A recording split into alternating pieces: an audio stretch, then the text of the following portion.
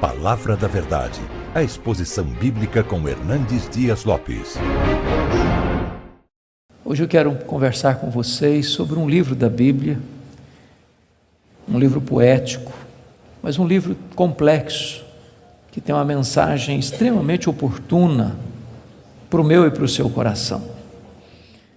E a minha oração é que a história deste livro, que a história desse personagem, nos encoraje, nos abençoe, nos fortaleça. Por isso eu quero convidar você para abrir sua Bíblia comigo no livro de Jó, no capítulo 1. Jó, capítulo 1. Nós vamos ler dos versos 6 a 12. Jó, capítulo 1, 6 a 12.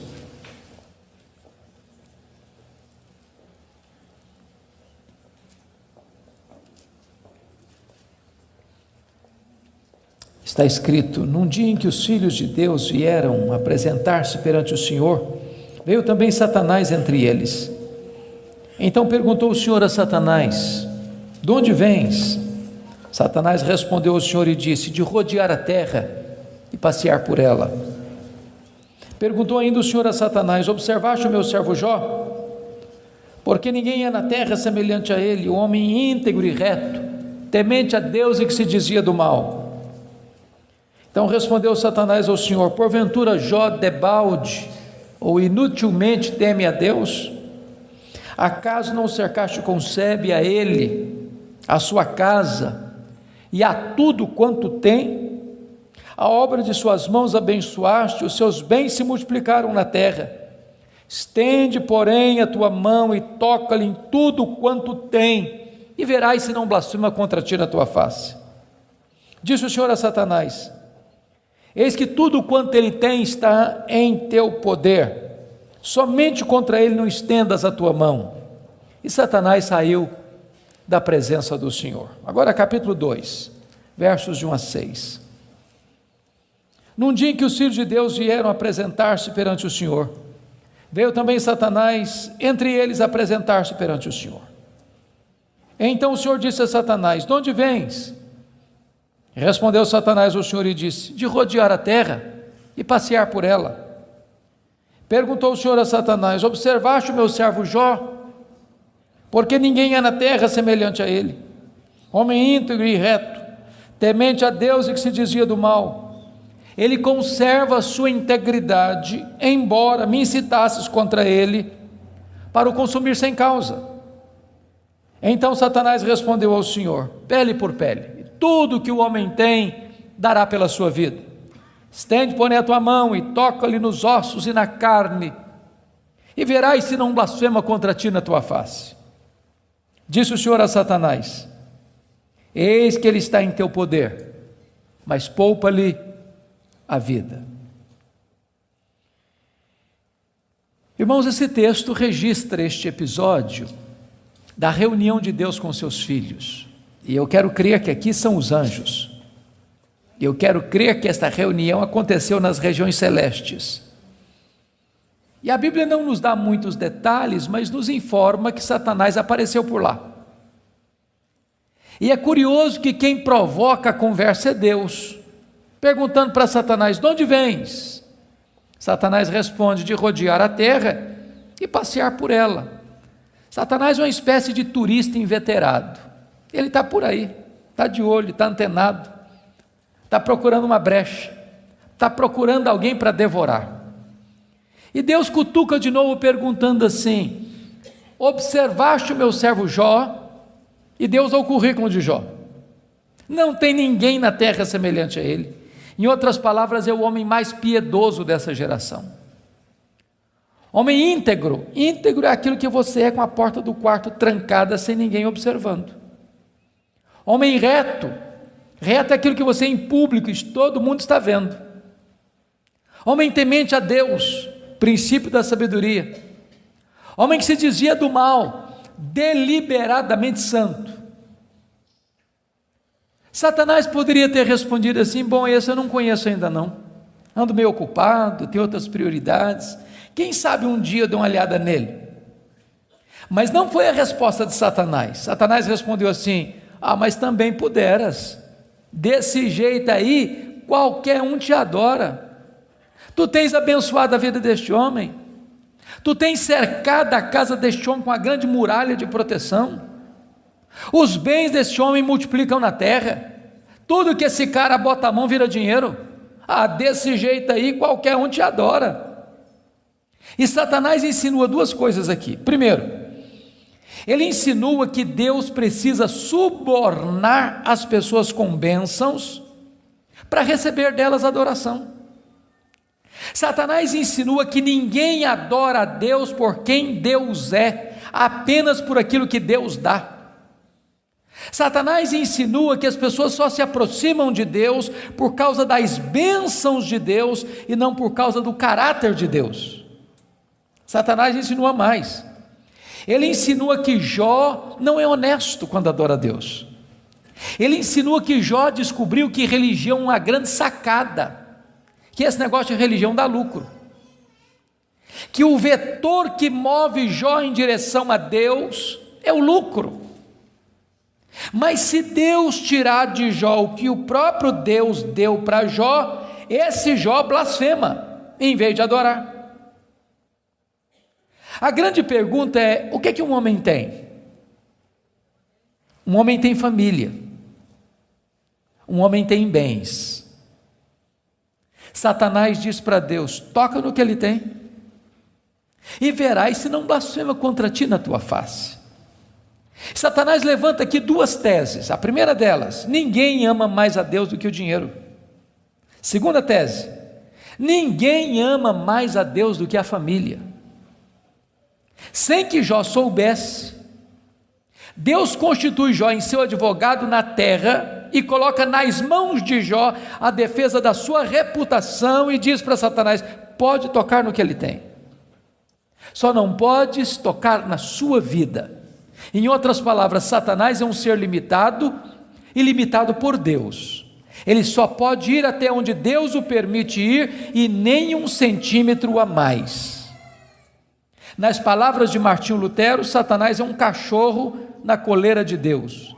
Ele só pode ir até onde a coleira o permite ir e nem 1 centímetro a mais. O nosso Deus manda no céu, o nosso Deus manda na terra, o nosso Deus manda no inferno. Ele manda nos anjos, ele manda nos homens, ele manda nos demônios. Agora, com a permissão de Deus, obviamente, Satanás sai dali para fazer um verdadeiro terremoto na vida financeira de Jó. Confira comigo, capítulo 1, versículo 3, quão rico era esse homem. Na parte final do verso 3, somos informados de que este homem era o maior de todos os do Oriente. Sabe o que significa isso? Ele era o homem mais rico da sua geração. Já fomos informados que ele era o mais piedoso. Agora somos informados que ele é o mais rico. E aqui cai um mito. O mito de que um homem rico não pode ser piedoso. Não é verdade isso. É possível ser rico e o mais rico, e é possível esse rico ser piedoso e o mais piedoso. O problema não é ter dinheiro, o problema é o dinheiro nos ter. O problema não é ter dinheiro no bolso, o problema é entronizar dinheiro no coração. O problema não é o dinheiro, o problema é o amor do dinheiro. Agora notem vocês que no capítulo 1, versículo 15, 16 e 17, Satanás vai usar 3 elementos para levar Jó à falência: os sabeus, o fogo e os caldeus. E não foi numa semana, num mês, num ano, numa década. Foi num único dia que o homem mais rico da sua geração entra em colapso financeiro, vai à falência. Ora, você e eu conhecemos gente que por muito menos blasfema contra Deus, por muito menos levanta os punhos contra os céus, por muito menos dá um tiro na cabeça. A pergunta é: será que a tese de Satanás era verdadeira? Será que ninguém ama mais a Deus do que o dinheiro? Será que Jó blasfemaria contra Deus? A resposta está no versículo 21 do capítulo 1. Quando Jó recebe a notícia de que ele está falido, ele diz assim: nu saí do ventre da minha mãe, nu eu voltarei. Sabe o que ele está dizendo? eu não trouxe nada para o mundo, eu não vou levar nada do mundo, portanto o que eu ganhei entre o berço e a sepultura não é a razão da minha vida. Ele derrota a primeira tese de Satanás, ele prova que ele ama mais a Deus que o dinheiro, ele prova que ele serve a Deus, não por aquilo que Deus dá, mas por quem Deus é. Mas agora vem a segunda tese: ninguém ama mais a Deus do que a família.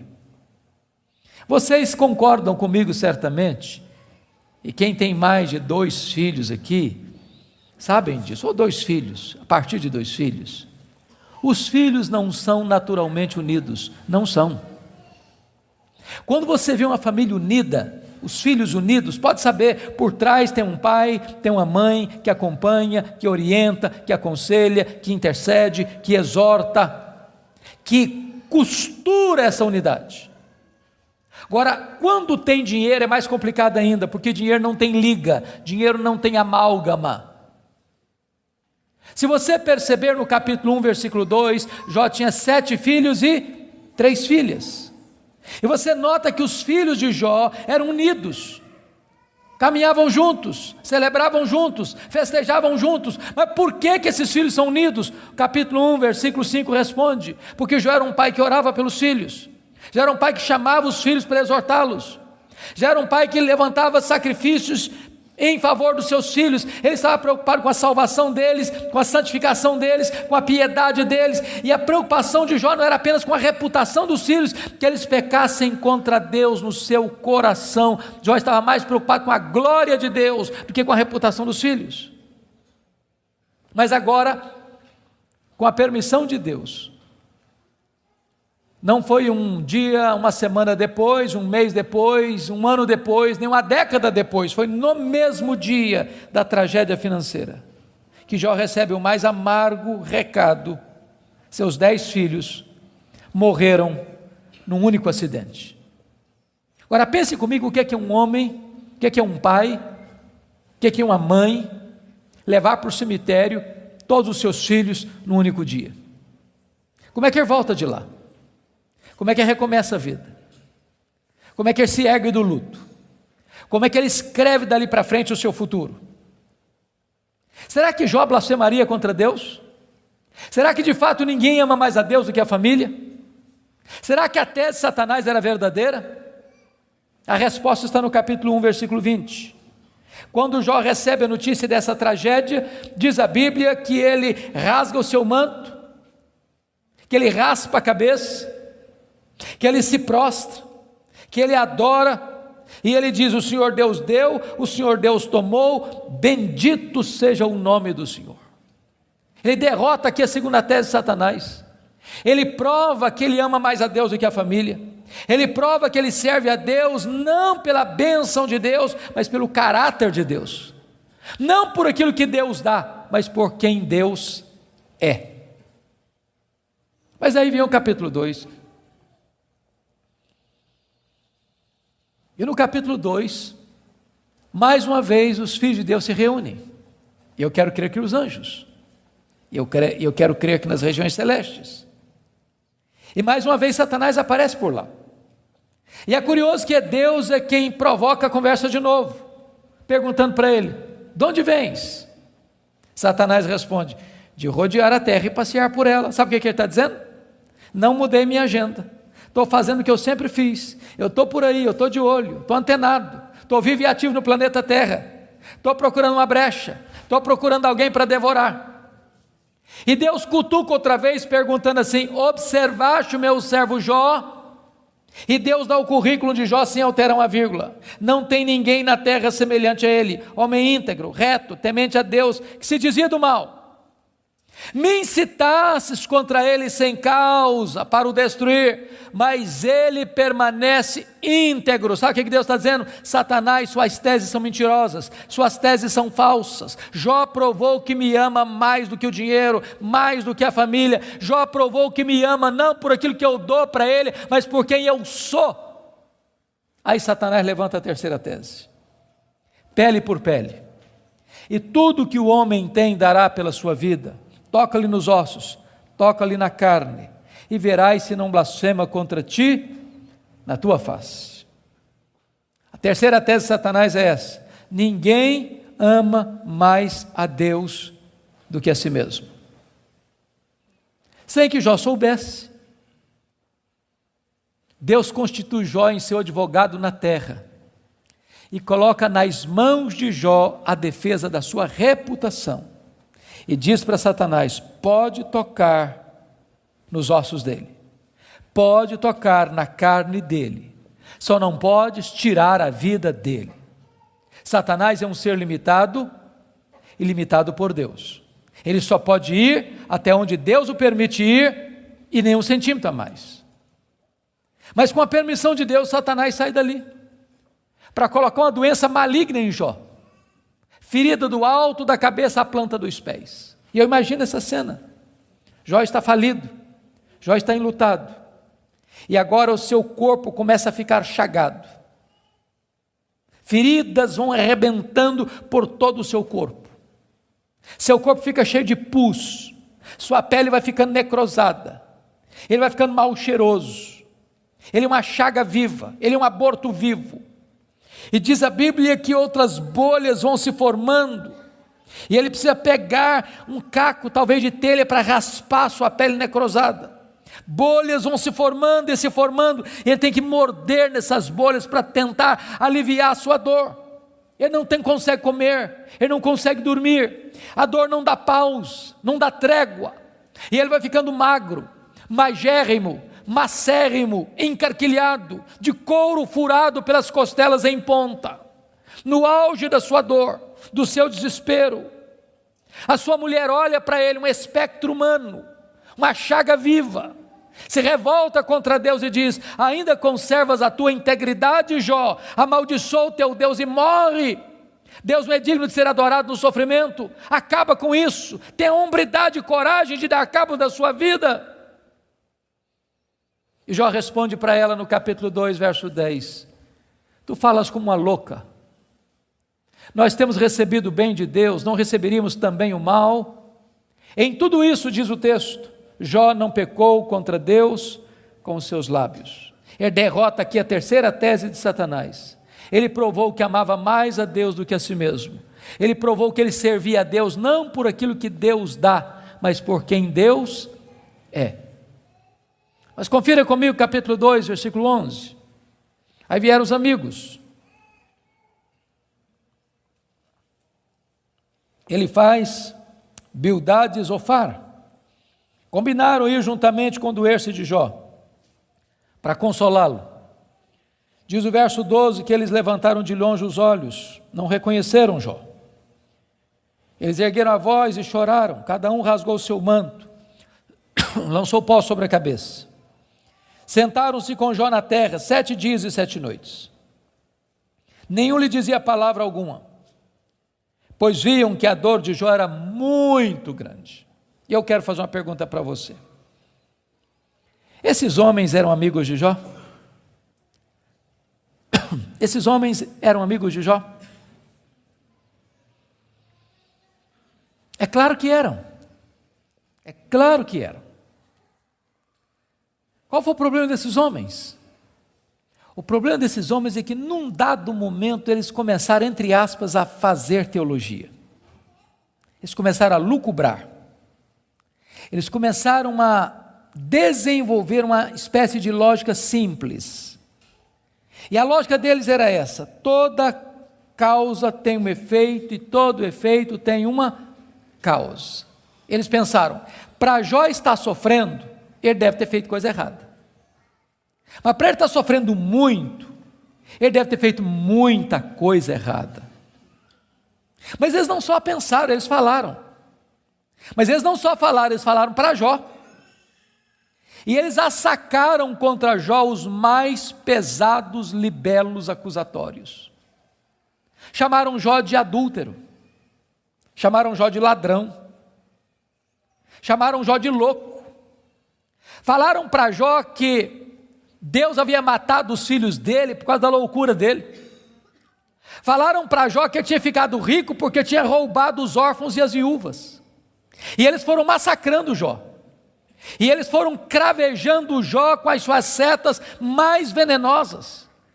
E eles foram esmagando Jó com as suas críticas mais desumanas e cruéis. Eles foram passando Jó debaixo do rolo compressor da impiedade. O que é que Jó fez? O que você e eu faríamos? Ele começa a perguntar assim para Deus: por que, meu Deus?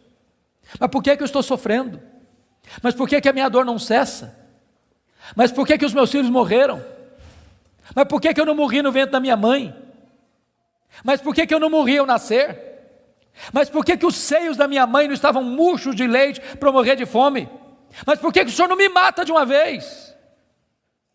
Ele levantou aos céus 16 vezes esta mesma pergunta: por quê, por quê, por quê, por quê? Ele levantou aos céus 34 queixas contra Deus. Sabe qual foi a resposta de Deus para ele? O total silêncio. Nenhuma palavra, nenhuma explicação, nenhuma luz no fim do túnel, nenhum sinal do seu favor. E eu posso garantir a vocês que pior do que sofrer é sofrer sem explicação. O silêncio de Deus grita mais alto nos nossos ouvidos do que o barulho mais ruidoso das circunstâncias mais adversas. Se vocês não estão notando, Jó está sendo golpeado por todos os lados. Ele está sendo encurralado, emparedado, entrincheirado por circunstâncias medonhas. Ele está sendo golpeado nas 5 áreas mais importantes da vida. Por exemplo, área financeira. O homem mais rico vai à falência. Segundo, a saúde. Um homem saudável vira uma chaga aberta. Terceiro, o casamento. Na hora que esse cara mais precisava do apoio da mulher dele, ela disse assim para ele: morre, homem, mas morre logo. Chega, para com isso, morre. Quarta área, os filhos. Irmãos, não é natural pai enterrar filhos. Não é natural. Não é natural. Um dia um médico que acabara de sepultar o seu filho caçula, disse para mim com lágrimas nos olhos: pastor, eu não aceito isso, o meu filho ter furado a fila. Isso não é natural. Quinta área que Jó está sendo golpeado: as amizades.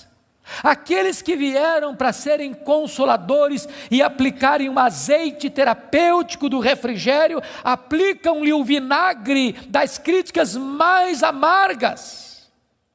Esse homem está sendo golpeado por todos os lados. Esse homem, na verdade, está no fundo de um poço. Não tem mais nada para perder. Mas quando você está no fundo de um poço, só tem uma direção para olhar: é para cima. É para o alto, é para Deus.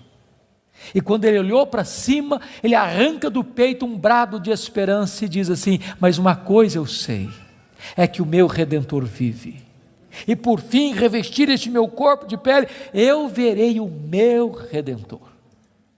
Quando ele dá esse brado de esperança, daqui a pouco Deus rompe o silêncio, e Deus começa a falar com ele.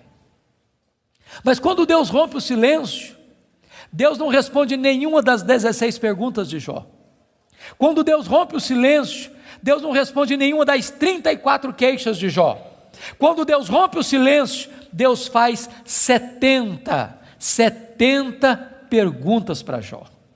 Todas perguntas retóricas, todas perguntas que não têm uma resposta. Deus pergunta para Jó assim: ô Jó, onde você estava quando eu lançava os fundamentos da terra? Ô Jó, onde você estava quando eu espalhava as estrelas no firmamento? Ô Jó, onde você estava quando eu cercava as águas do mar para elas não invadirem a terra? Ô Jó, me explica aí, onde fica o reservatório do vento? Me explica, Jó, como é que eu formo a geada?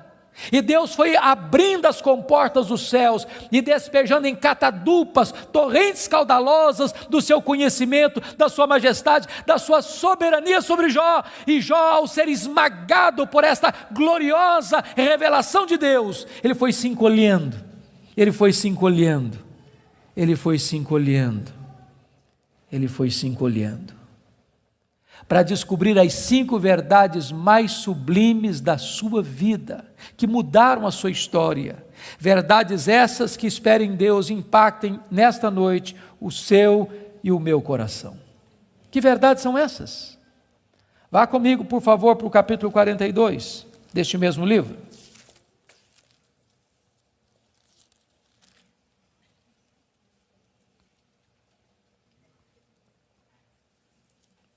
A primeira verdade que mudou a história de Jó, irmãos, está aqui no capítulo 42, versículo 1 e versículo 2. Então respondeu Jó ao Senhor: bem sei que tudo podes. Primeira coisa que ele descobre é a onipotência de Deus. Deixa eu dizer uma coisa para você maravilhosa. Você e eu temos impossibilidades intransponíveis. Intransponíveis. Eu gosto muito de ler. Procuro visitar uma livraria pelo menos uma vez por semana, para ver o que está saindo. Você sabe que no Brasil e no mundo, os 2 tipos de livros que mais são publicados, primeiro são livros de autoajuda. Depois, livros que ensinam você a ficar rico rápido. São os livros que mais são publicados. Toda semana tem livro novo nessa área. E esses livros dizem assim para você: você tem a força, você é capaz, você tem o poder, você é um gigante, há poder nas suas palavras, basta você fazer cócega no seu interior e levantar-se-á daí um gigante. Sabe o que a Bíblia diz? Exatamente o contrário disso. A Bíblia diz que você e eu somos fracos, mas muito fracos.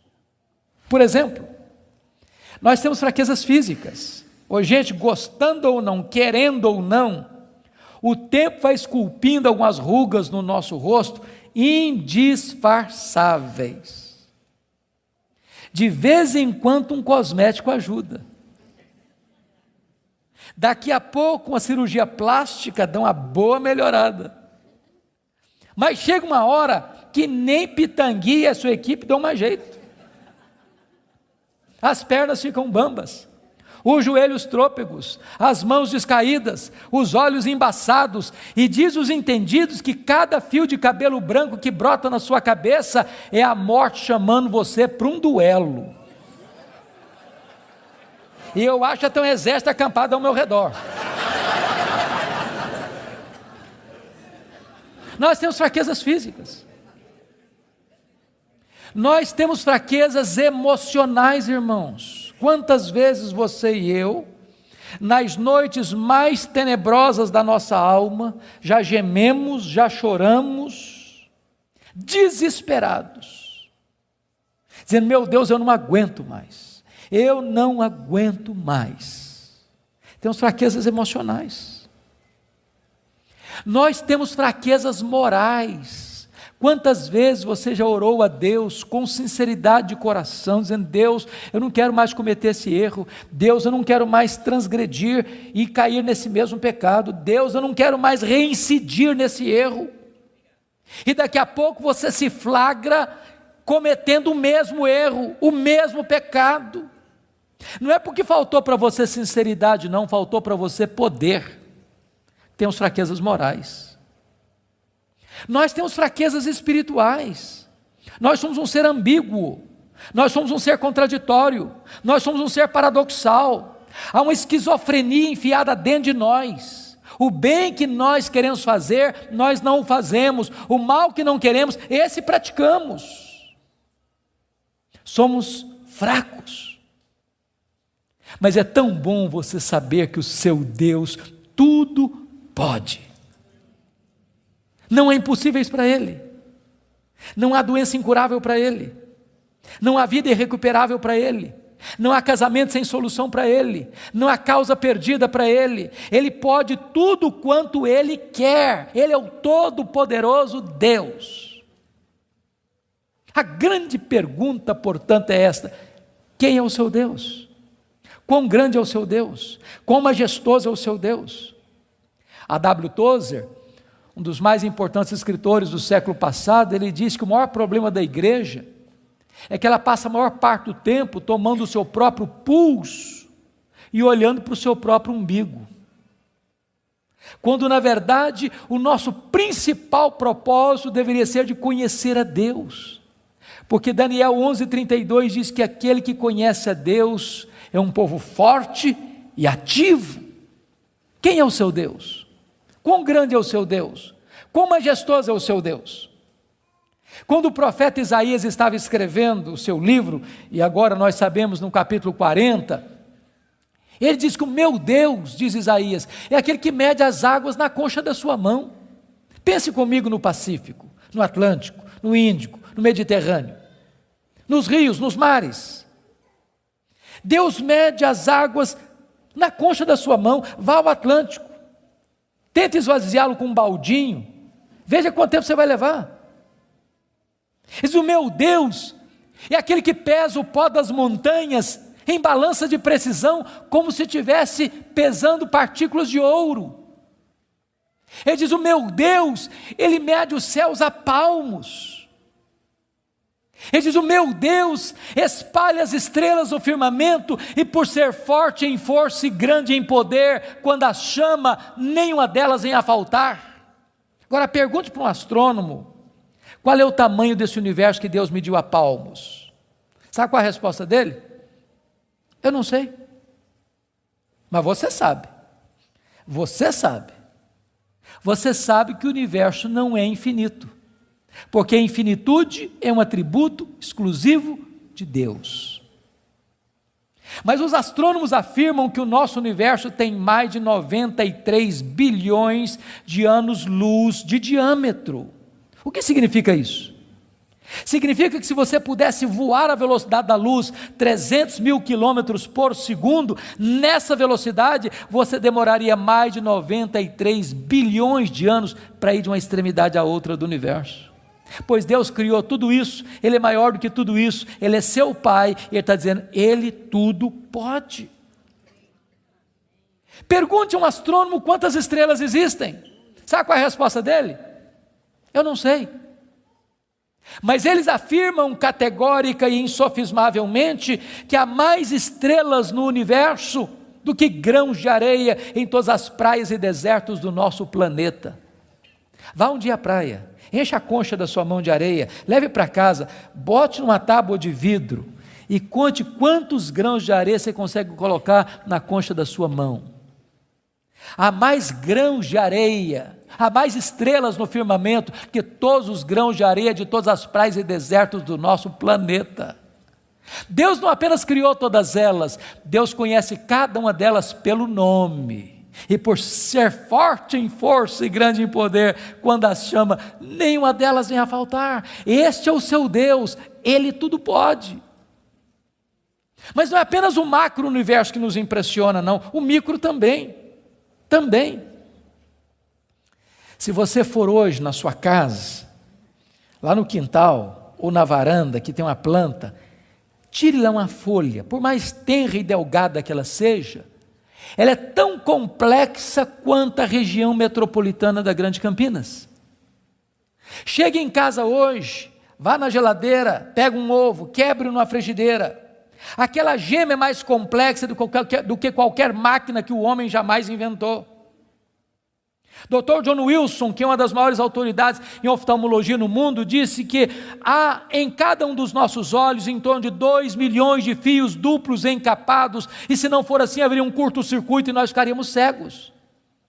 Dr. Marshall Nirenberg, prêmio Nobel de Biologia, fez uma das mais fantásticas descobertas no século passado. Ele descobriu que nós somos um ser programado geneticamente. Ele descobriu que nós somos um ser computadorizadamente, geneticamente. Ele descobriu que você e eu temos em torno de 60 trilhões de células vivas no nosso corpo. Ele descobriu que em cada uma dessas células nós temos 1,70 m de fita DNA, onde estão gravados e computadorizados todos os nossos dados genéticos, a cor dos nossos olhos, a cor da nossa pele, o nosso temperamento. Se você espichar a fita DNA do seu corpo, você tem 102 trilhões de metros de fita DNA, você tem 102 bilhões de quilômetros de fita DNA no seu corpo. Daria para dar diversas voltas no sistema planetário. Dr. Lowy vai dizer que códigos de vida não se originam espontaneamente. Códigos de vida não se originam de uma explosão de milhões, de uma explosão, a mega explosão cósmica. Códigos de vida não se originam de uma evolução de milhões e milhões de anos. Códigos de vida foram plantados em você pelo Deus Todo-Poderoso, Criador dos céus e da terra. Ele tudo pode. Deixa eu ilustrar isso para você. Um pai caminhava pela rua com seu filho de 4 anos. Eu acho que todos vocês concordam comigo que as crianças parece que fizeram um curso de pós-doutorado em perguntas difíceis. Eu não conheço ninguém que faz pergunta mais complicada do que criança. E o menino voltou para o pai e perguntou assim: papai, qual é o tamanho de Deus? E o pai engasgou, porque não tinha uma resposta pronta para um menino de 4 anos. Permaneceu em silêncio, continuou caminhando. Daqui a pouquinho o pai escuta o ronco das turbinas de um avião supersônico lá nas alturas excelsas e diz: filho, olha para cima. O menino olhou: está vendo aquele avião, filho? Estou vendo, papai, estou vendo. Qual é o tamanho daquele avião, filho? Ah, papai, muito pequeno, estava muito longe. O pai pegou o menino pelo braço, levou no aeroporto. Lá tinha um jumbão de mais de 400 passageiros estacionado. O pai chegou bem próximo e disse: filho, está vendo esse avião? Estou, papai, estou vendo. Qual é o tamanho desse avião, meu filho? Ih, papai, mas grande, muito grande. O pai disse: filho, Deus é do mesmo jeito. Quando você está longe de Deus, meu filho, Deus parece pequeno para você. Aí seus problemas ficam enormes. Mas quando você está perto de Deus, meu filho, Deus é grande para você. Aí os seus problemas ficam pequenos. Agora eu sei que tudo podes. A segunda verdade que mudou a vida de Jó está aí no versículo 2. E nenhum dos teus planos pode ser frustrado. Irmãos, não tem acaso, não tem sorte, não tem azar, não tem determinismo, não tem feitiço, não tem esse negócio de olho gordo. Você não precisa ter medo de sexta-feira 13. Você sabe que a mão de Deus dirige o seu destino. Nem um fio de cabelo da sua cabeça pode ser tocado sem que Deus saiba, sem que Deus permita, sem que Deus tenha um propósito. Quando você entende que Deus governa o universo, que Deus governa até uma folha que cai no outono, que nenhum pássaro, nenhum pardal pode cair ao chão sem que Deus saiba e permita, você vai entender que você não é uma lasca de lenha jogada no mar da vida, empurrado de um lado para o outro ao sabor das circunstâncias. A sua vida está nas mãos daquele que está assentado na sala de comando do universo. Ele está no controle. Não há acaso, não há azar, ele dirige o seu destino. Você pode dizer como Paulo: sabemos que todas as coisas cooperam para o bem daqueles que amam a Deus, daqueles que são chamados segundo o seu propósito. A terceira verdade que mudou a vida de Jó está aí no versículo 3, confira comigo. Ele diz assim: na verdade eu falei do que eu não entendia, coisas maravilhosas demais para mim. Ele reconhece a limitação do seu conhecimento. Mas para você entender isso aqui, eu lhe daria um conselho, se é que posso. Tira um sábado, tira um feriado, dá uma lida em Jó numa sentada só. Você vai descobrir coisa maravilhosa. Você vai descobrir que Jó, ao longo do livro, fez 3 coisas. Ele perguntou, ele se queixou e ele se defendeu. 3 coisas que ele fez. E você sabe disso, quando a gente está machucado, quando a gente está ferido, quando a gente está se sentindo injustiçado, sabe o que a gente faz? A gente fala, se defende, e às vezes quando a gente está sofrido demais, machucado demais, doído demais, a gente fala muita coisa sem entender. Quando Deus despeja a glória dele em cima de Jó, Jó bota a mão na boca e diz: meu Deus, quanta coisa que eu falei sem entender. Sabe o que eu aprendo com isso? Quando você encontrar alguém que parece sabichão demais, que sabe demais, que fica arrotando em cima de você conhecimento demais. Você está perto de uma pessoa que sabe quase nada. Que quem sabe, sabe que não sabe. Quanto mais você sabe que você não sabe, porque o que você não sabe é muito mais do que o que você sabe. Portanto, quem sabe, não estufa o peito, não fica empavonado. Não dá para ficar na presença do Todo-Poderoso Deus com soberba, com altivez, com arrogância. Jó começa a entender que Deus é Deus e Ele é homem. A quarta verdade que mudou a vida de Jó está no versículo 5, confira comigo. Ele reconhece o seu limitado conhecimento de Deus, ele diz assim: eu te conheci só de ouvir, mas agora os meus olhos te veem. Eu não sei se vocês entram em crise com esse versículo, eu entro. Sabe por que eu entro em crise com esse versículo? Porque eu não consigo conciliar 42:5 com 1:8. Lá no capítulo 1, versículo 8, Deus disse acerca dele: não tem ninguém na terra parecido com ele. Homem íntegro, reto, temente a Deus, que se desvia do mal. Aqui não é bajulação de um amigo rasgador de seda. Quem está falando isso acerca de Jó é Deus. É Deus quem está dizendo que esse cara é o homem mais piedoso da sua geração. E Deus não tem uma opinião a nosso respeito, Deus tem um diagnóstico. Agora, como é que esse homem que Deus diz que é o cara mais piedoso da sua geração, vem me fazer uma confissão dessa? Ah, Deus, eu te conheci só de ouvir, mas agora os meus olhos te veem. Parece contraditório. Mas para explicar isso, deixe-me fazer uma outra pergunta. Você conhece a Deus? Você conhece a Deus? Quanto você conhece? Quanto? Quanto você conhece a Deus? Deixa eu ilustrar. Havia um cidadão que nunca tinha visto o mar. Um dia ele fez uma viagem para o litoral e quando ele viu o mar, ele exclamou de toda a sua alma: agora eu conheço o mar. Aproxima-se dele um marujo, com a pele tostada de sol e sal, por viver nas procelas do mar, e disse assim: eu também conheço o mar. Qual a diferença entre eles? Você conhece a Deus? Quanto você conhece a Deus? Por exemplo, João 17,3 diz assim: e a vida eterna é esta, conhecer a Deus e a Jesus Cristo a quem enviaste. Sabe o que é a essência da vida eterna? É conhecer a Deus. Sabe o que você vai fazer no céu depois que você tiver 1000 anos lá na glória? Você vai estar conhecendo a Deus. Sabe o que você vai estar fazendo no céu depois que você tiver 1 milhão de anos lá na glória? Você vai estar conhecendo a Deus. Sabe o que você vai estar fazendo no céu depois que você tiver 1 bilhão de anos lá na glória? Você vai estar conhecendo a Deus. Nem toda a eternidade será suficiente para você esgotar o conhecimento de Deus, porque Deus é inesgotável em seu ser. Às vezes a gente pensa que o céu vai ser monótono. Há poucos dias um adolescente se aproximou de mim e disse assim: pastor, eu não quero ir para o céu não. Eu falei: você está ficando maluca, menina? Não, não quero ir não. Eu falei: mas então me explica esse negócio aí, ué. Ela me diz: ah, pastor, a ideia de céu que eu tenho é que eu vou estar sentado numa nuvem branca, com a harpa na mão, cantando. Ah, não aguento essa vida inteira não. Ah, não, eu quero coisa diferente para a minha vida. Deixa eu dizer para você, o céu é dinâmico.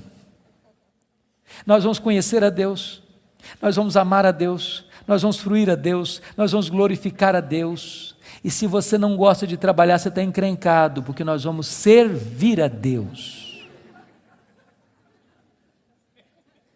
Agora pense comigo nessa tese. Parece-me que foi Albert Einstein quem disse isso.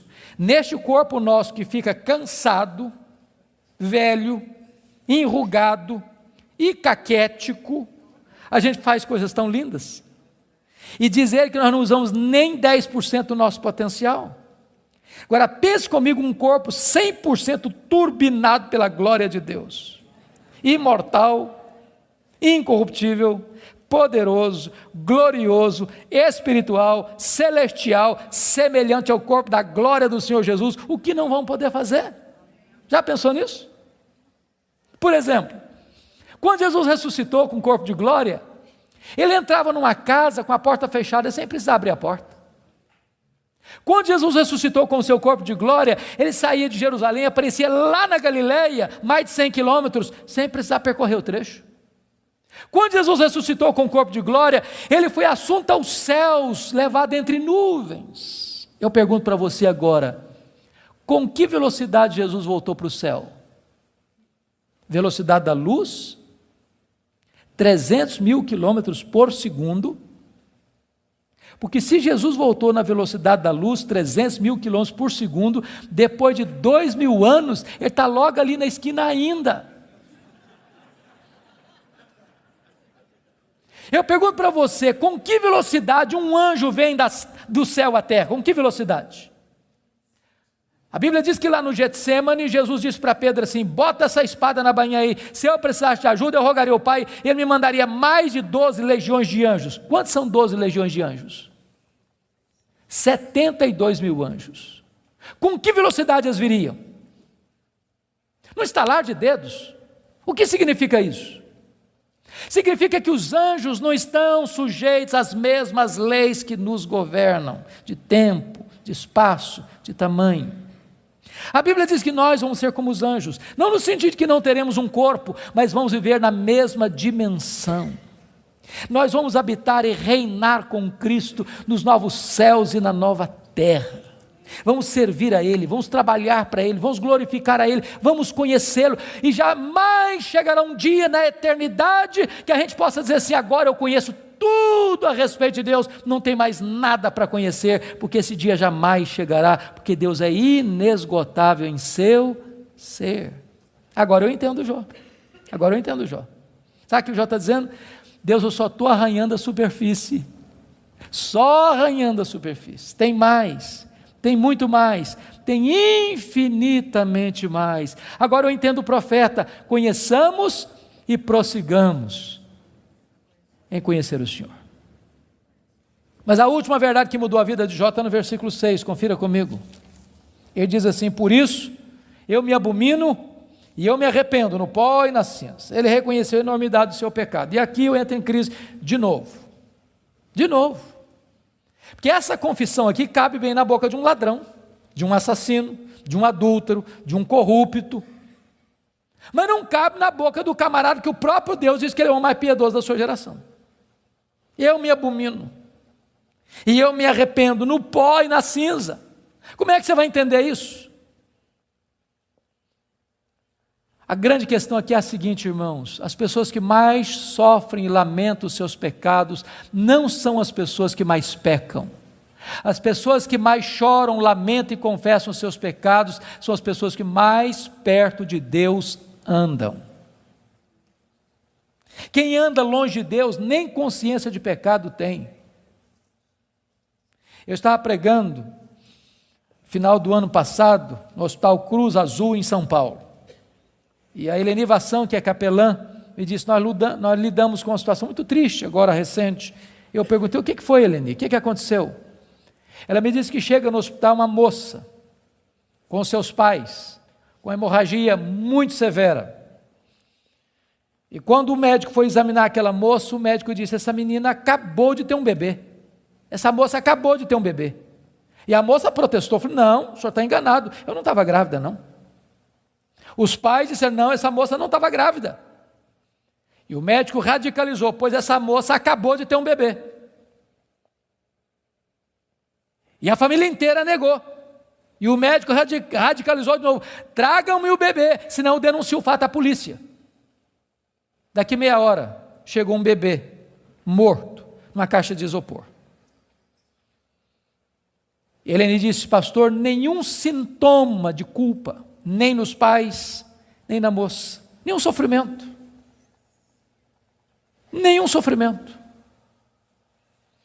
Há poucos dias em São Paulo eu vi um cidadão que recebeu 3 mil reais para matar uma outra pessoa, pistoleiro de aluguel. Ele nunca tinha visto aquele homem nunca tinha falado mal dele, nunca tinha feito mal para ele. Ele recebeu 3 mil reais, botou no bolso, foi lá, deu 5 tiros na pessoa, matou a pessoa, foi para casa, tomou um banho, jantou e dormiu. Nenhuma culpa. Mas quem anda na presença de Deus, aquele que é santo, santo, santo, não pode se aproximar dele, sem dizer: ai de mim, Senhor, ai de mim, Senhor, eu estou perdido.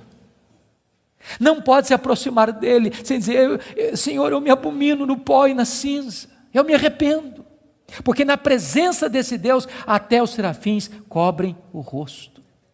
Então preste bem atenção nisso.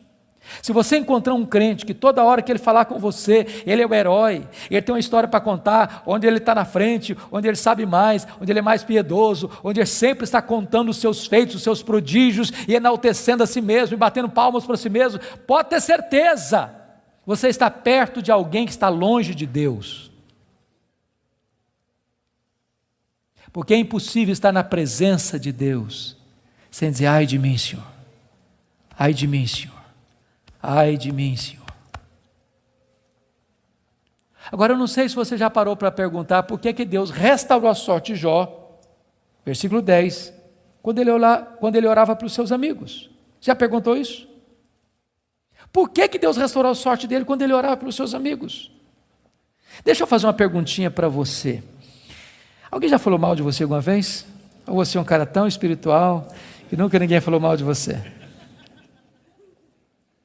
O que você sente quando alguém fala mal de você? Você fica feliz? Você dá pulos de alegria?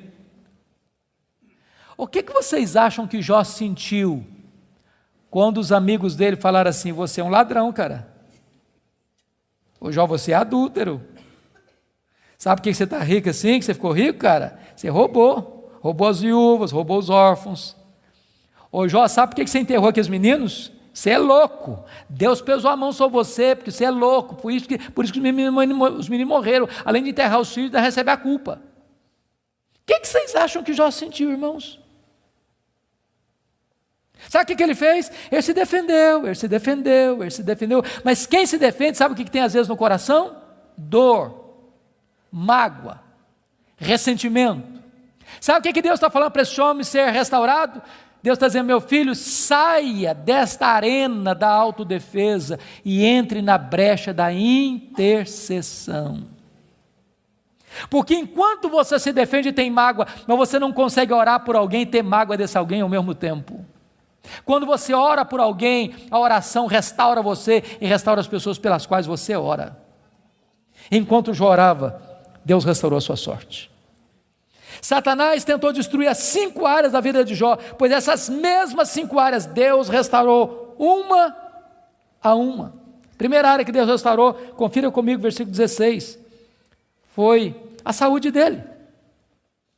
Ele passou a ter mais 140 anos.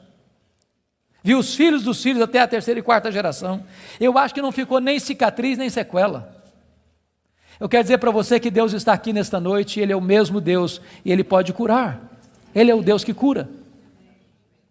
A segunda área que Deus restaurou, amados irmãos, foi a área financeira. Confira o versículo 12. E é curioso que se você compara 1:3 com 42:12, ele recebeu tudo em dobro. Se já era o mais rico antes, agora ele é duplamente o mais rico. Eu quero dizer para você que Deus está aqui, Ele é o Deus da restituição. A terceira área que Deus restaurou foram os amigos. Confira comigo o versículo 8. E eu acho isso magnífico. Sabe por quê?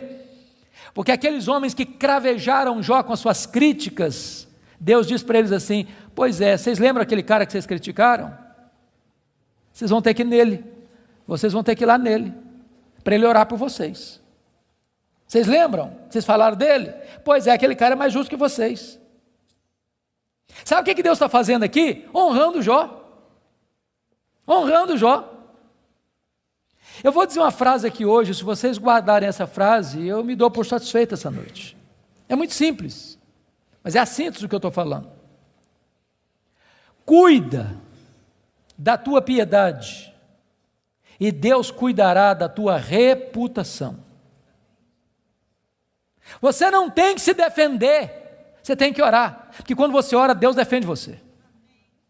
Quando você leva Deus a sério, as pessoas que criticaram você vão ter que voltar a você e mudar de opinião a seu respeito. Deus restaurou Jó, Deus restaurou os amigos de Jó. A quarta área que Deus restaurou foi o casamento. Agora pense só um pouquinho comigo, só um pouquinho. Quando Jó estava numa magrela, a mulher dele disse assim: morre homem, morre logo cara, Morre. Agora o Jó está curado, cheio da grana, no topo da pirâmide. Se fosse hoje, o que vocês acham que Jó faria?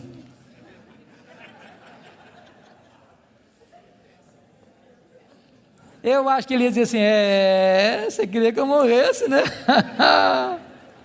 A fila andou, minha filha. Estou noutra. Irmãos queridos, Deus não faz a obra pela metade. Deus curou o coração da mulher dele, Deus curou o coração dele, Deus restaurou o casamento deles. Há poucos dias, chegou uma mulher para mim e disse assim, pastor, eu estou me divorciando. Eu tomei um susto, falei, mas divorciando? Falei, estou me divorciando. E eu perguntei, mas por quê? Ela olhou fundo nos meus olhos e disse, pastor, secou. Está claro? Vou você botar a legenda. E eu falei, secou, filha? Secou.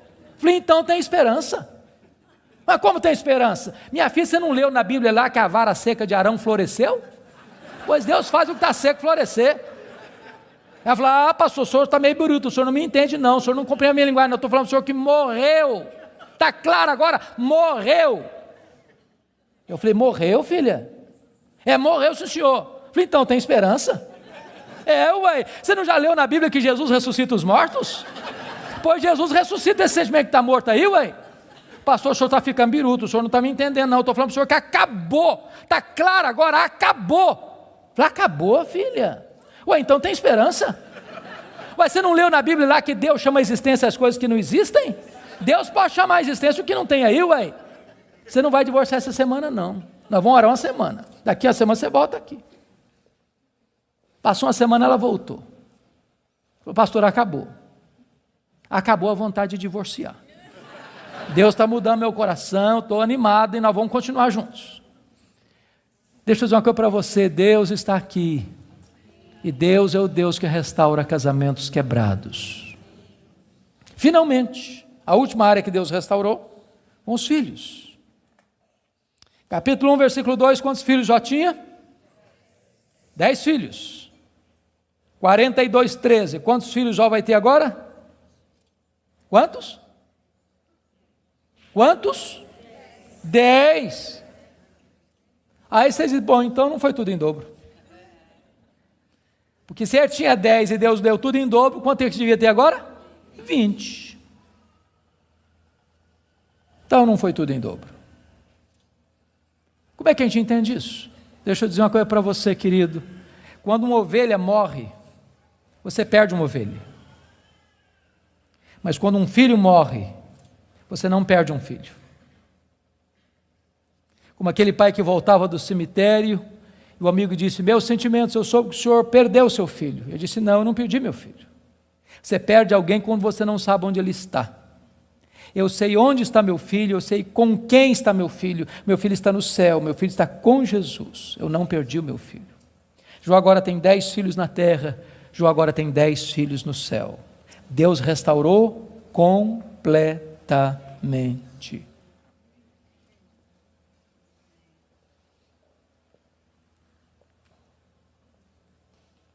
Sabe qual era a intenção de Satanás?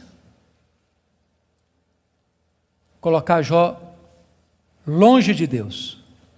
Sabe o que Satanás conseguiu? Colocar Jó mais perto de Deus. Sabem por quê? Porque os planos de Deus não podem ser frustrados.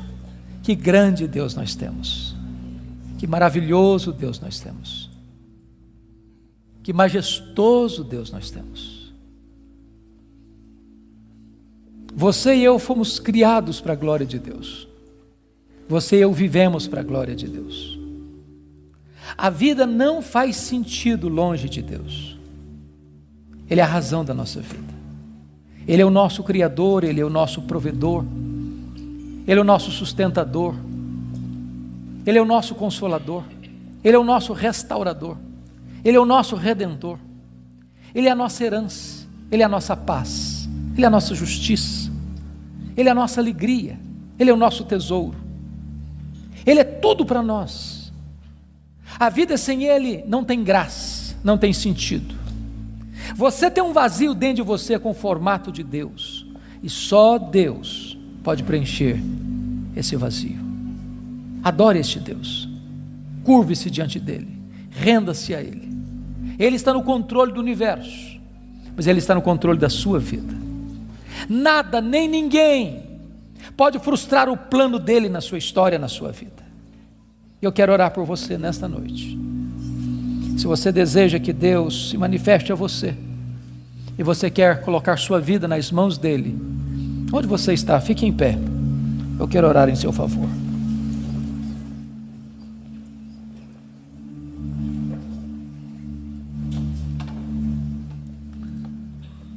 Ó Deus, nós te adoramos nesta noite, porque só Tu és Deus, o Todo-Poderoso Deus, o Deus que não é forjado por mãos humanas, o Deus que não foi criado pela imaginação dos homens, o Deus que é, o Deus eterno, o Deus criador, sustentador da vida, o Deus da nossa salvação.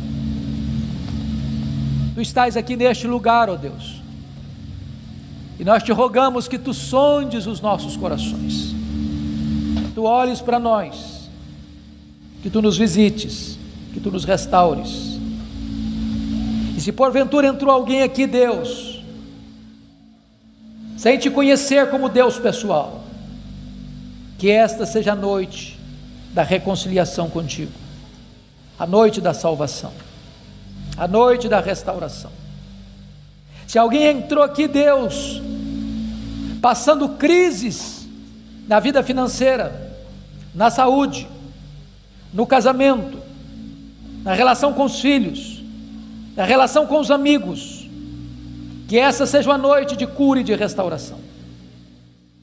Se alguém entrou aqui, Deus, cheio de perguntas e de queixas, sem respostas, que nesta noite Tu te reveles a este coração, dando respostas aos céus, que aliviem a alma, que aquietem o coração. Conceda a Tua graça sobre o Teu povo, derrama sobre nós a luz do Teu rosto. Queremos viver para Te conhecer, para Te honrar, para Te exaltar, para nos deleitarmos em Ti, porque Tu és a fonte de todo o nosso prazer. Glória ao Teu nome, pela Tua palavra, glória ao Teu nome, pela Tua igreja, glória ao Teu nome, pelas famílias aqui presentes, glória ao Teu nome, por esse tempo precioso de culto. Nós Te adoramos, na pessoa do Teu Filho, nosso Redentor. Aleluia. Amém.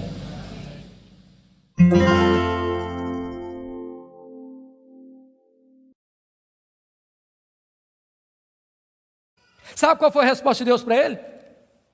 O total silêncio. Nenhuma palavra, nenhuma explicação, nenhuma luz no fim do túnel, nenhum sinal do seu favor. E eu posso garantir a vocês que pior do que sofrer é sofrer sem explicação. O silêncio de Deus grita mais alto nos nossos ouvidos do que o barulho mais ruidoso das circunstâncias mais adversas. Se vocês não estão notando, Jó está sendo golpeado por todos os lados. Ele está sendo encurralado, emparedado, entrincheirado por circunstâncias medonhas. Ele está sendo golpeado nas 5 áreas mais importantes da vida. Por exemplo, área financeira. O homem mais rico vai à falência. Segundo, a saúde. Um homem saudável vira uma chaga aberta. Terceiro, o casamento. Na hora que esse cara mais precisava do apoio da mulher dele, ela disse assim para ele: morre, homem, mas morre logo. Chega, para com isso, morre. Quarta área, os filhos. Irmãos, não é natural pai enterrar filhos. Não é natural. Não é natural. Um dia um médico que acabara de sepultar o seu filho caçula, disse para mim com lágrimas nos olhos: pastor, eu não aceito isso, o meu filho ter furado a fila. Isso não é natural. Quinta área que Jó está sendo golpeado: as amizades. Aqueles que vieram para serem consoladores e aplicarem um azeite terapêutico do refrigério, aplicam-lhe o vinagre das críticas mais amargas. Esse homem está sendo golpeado por todos os lados. Esse homem, na verdade, está no fundo de um poço. Não tem mais nada para perder. Mas quando você está no fundo de um poço, só tem uma direção para olhar: é para cima, é para o alto, é para Deus. E quando ele olhou para cima, ele arranca do peito um brado de esperança e diz assim: mas uma coisa eu sei, é que o meu Redentor vive, e por fim revestir este meu corpo de pele, eu verei o meu Redentor. Quando ele dá esse brado de esperança, daqui a pouco Deus rompe o silêncio, e Deus começa a falar com ele. Mas quando Deus rompe o silêncio, Deus não responde nenhuma das 16 perguntas de Jó. Quando Deus rompe o silêncio, Deus não responde nenhuma das 34 queixas de Jó. Quando Deus rompe o silêncio, Deus faz 70 perguntas para Jó. Todas perguntas retóricas, todas perguntas que não têm uma resposta. Deus pergunta para Jó assim: ô Jó, onde você estava quando eu lançava os fundamentos da terra? Ô Jó, onde você estava quando eu espalhava as estrelas no firmamento? Ô Jó, onde você estava quando eu cercava as águas do mar para elas não invadirem a terra? Ô Jó, me explica aí, onde fica o reservatório do vento? Me explica, Jó, como é que eu formo a geada? E Deus foi abrindo as comportas dos céus e despejando em catadupas, torrentes caudalosas do seu conhecimento, da sua majestade, da sua soberania sobre Jó. E Jó, ao ser esmagado por esta gloriosa revelação de Deus, ele foi se encolhendo, ele foi se encolhendo, ele foi se encolhendo, ele foi se encolhendo, para descobrir as 5 verdades mais sublimes da sua vida, que mudaram a sua história. Verdades essas que, espero em Deus, impactem nesta noite o seu e o meu coração. Que verdades são essas? Vá comigo, por favor, para o capítulo 42 deste mesmo livro.